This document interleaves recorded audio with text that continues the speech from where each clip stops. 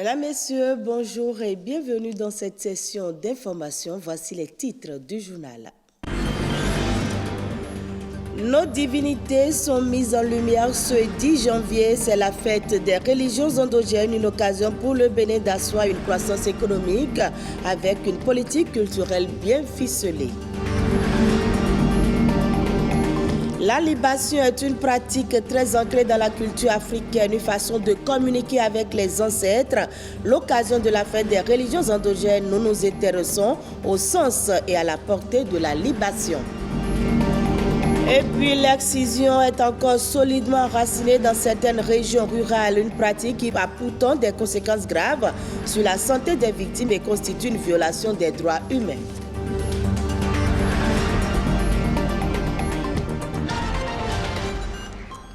Merci de votre fidélité. Le Bénin célèbre aujourd'hui 10 janvier la fête nationale des religions endogènes, encore appelée fête du Vaudou. Cette journée est initiée par le président Nicéphore Soglo en 1995 pour sceller la laïcité entière du Bénin et celle de ses origines. Cette célébration rend hommage aux différentes divinités et se caractérise par des prières, des sacrifices et autres démonstrations culturelles et cultuelles.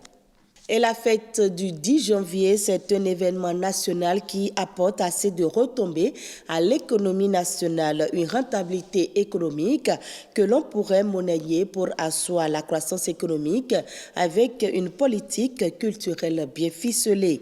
Rapi Goudou, gestionnaire de patrimoine, revient dans l'extrait à suivre sur cette rentabilité économique et ses enjeux pour le Bénin. Il est au micro de Christian Devoti et Immaculée Wedete. Cette rentabilité économique se mesure par plusieurs indices. Elle se mesure par le rayonnement du pays, donc ou du territoire qui abrite l'événement. Elle se mesure par l'attractivité que cela crée à l'extérieur pour attirer maintenant des touristes vers le pays.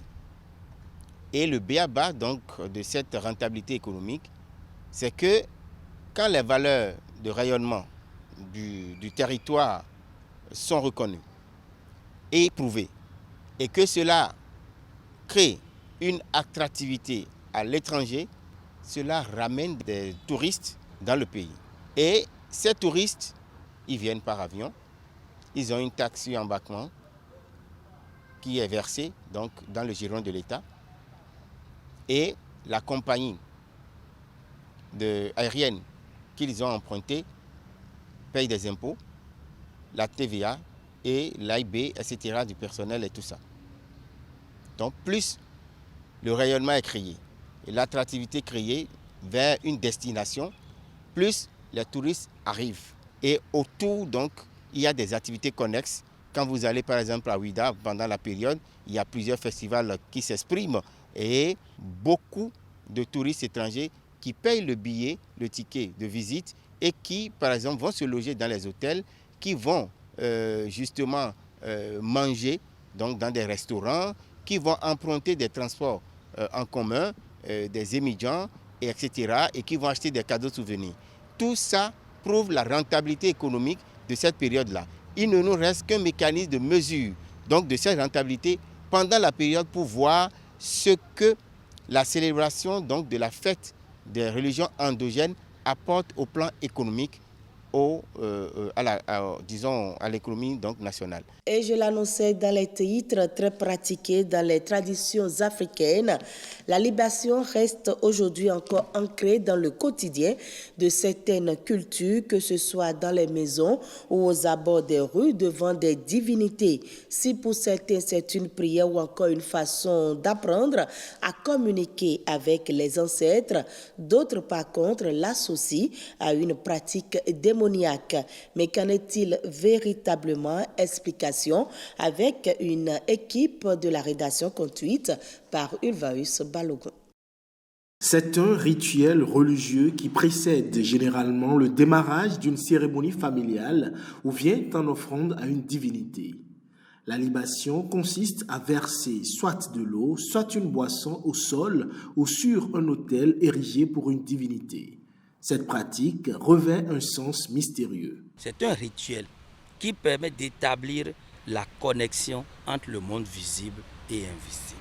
Faire une libation requiert donc un objectif bien défini. On ne se lève pas pour aller faire une libation. On doit avoir un objectif derrière avant d'aller faire une libation. Ça peut être dans le cadre d'une cérémonie formelle, identitaire. Ou par exemple, vous êtes un être humain, vous avez un problème particulier et le FA vous recommande d'aller donner du vin, de sodabi à votre ancêtre, à une divinité. Ça peut être la divinité Dan, la divinité Gu ou Torosu par exemple. Et donc, en fonction de ce que vous recherchez comme objectif, vous faites la libation. Si la consultation recommande que ça soit sur la voie, c'est de là vous constatez que la personne dépose ça sur la voie. Ce n'est pas pour, en réalité, vouloir faire du mal à un usager de la voie. Non. Mais ils savent que c'est à cet endroit, selon la consultation du FA, que les génies ou si c'est les ancêtres ou bien les énergies, c'est à ce niveau que ces énergies vont se retrouver en réalité pour prendre ce qu'ils veulent prendre.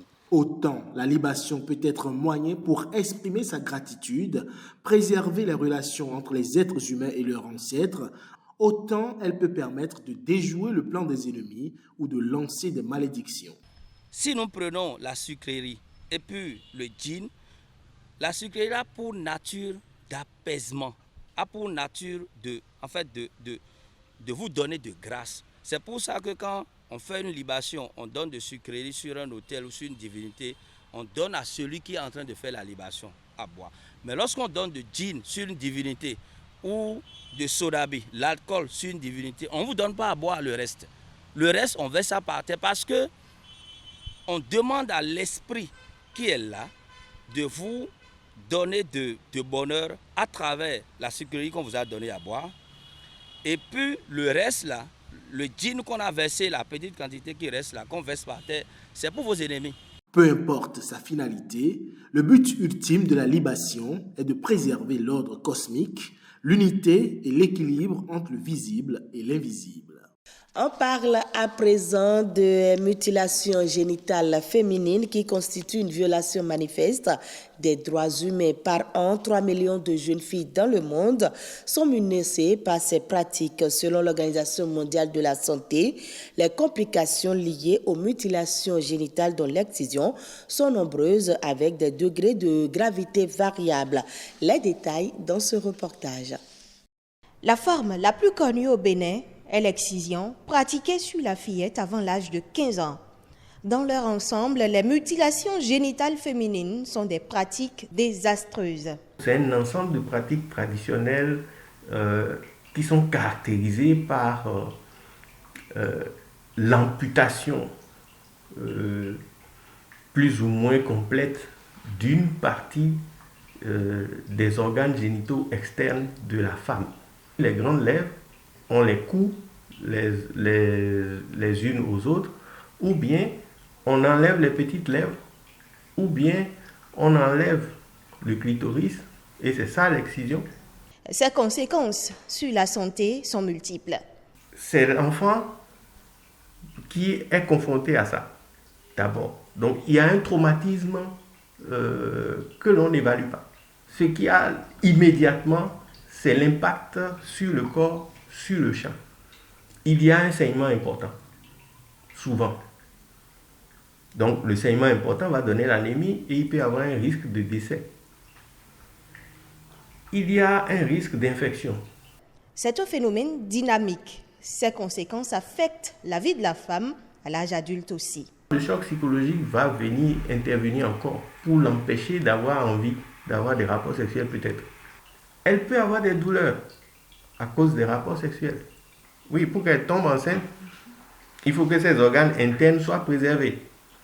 Donc, si l'infection de départ a été assez grave pour atteindre les organes internes, ils seront abîmés. Du coup, sa fonction de reproduction est compromise, soit un peu ou complètement. Donc, elle peut avoir des difficultés à tomber enceinte qui vont se résoudre, comme elle peut avoir des difficultés à tomber enceinte qui ne vont pas se résoudre et elle va devenir infertile. L'accouchement par les voies naturelles peut poser problème puisque l'anatomie locale a été modifiée. Les mutilations qui ont été faites ont changé l'aspect local, ce qui va des fois agir sur la sortie de l'enfant. Certaines de ces complications peuvent être soignées grâce à des interventions chirurgicales ou par simple accompagnement médical, ce qui implique une charge financière importante. Pour ne pas en arriver là, l'ultime solution demeure l'abandon des mutilations génitales féminines. C'est des pratiques culturelles. Donc ces sociétés ne trouvent pas la pertinence de ce qui est dit. Donc il faut que quelque chose se fasse dans ce sens pour résoudre le problème au cœur même de ces sociétés. Négocier avec ces populations pour obtenir un équivalent rituel qui va se pratiquer, mais de façon symbolique, qui n'ira pas jusqu'à l'acte de mutilation. Une approche de solution assez originale qu'on pourrait expérimenter, vu que les différentes mesures adoptées jusqu'à présent ont montré des limites. Suivons à présent la nation en bref avec Ulvaeus Balogun.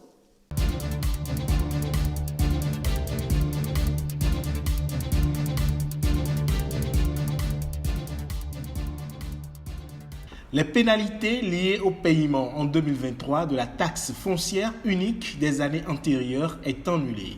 C'est une information rendue publique par le directeur général des impôts, Nicolas Yanoussi, à travers un communiqué de presse.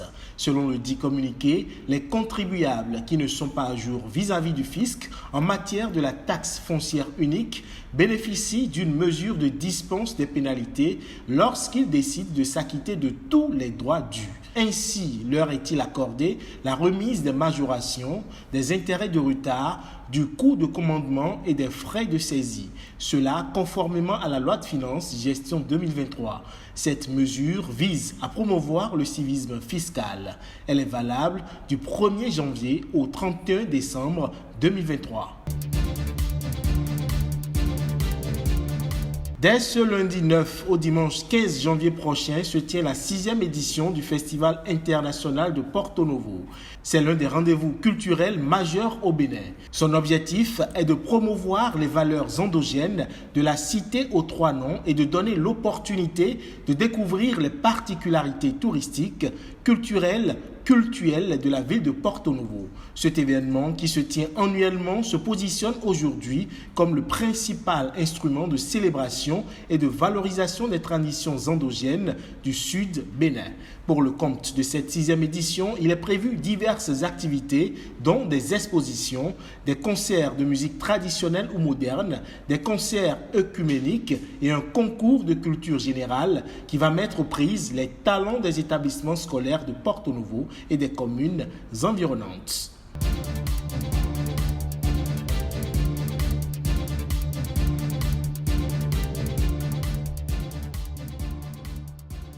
Et ce sera tout pour ce journal à revoir sur le site de l'ORTB, www.ortb.bj.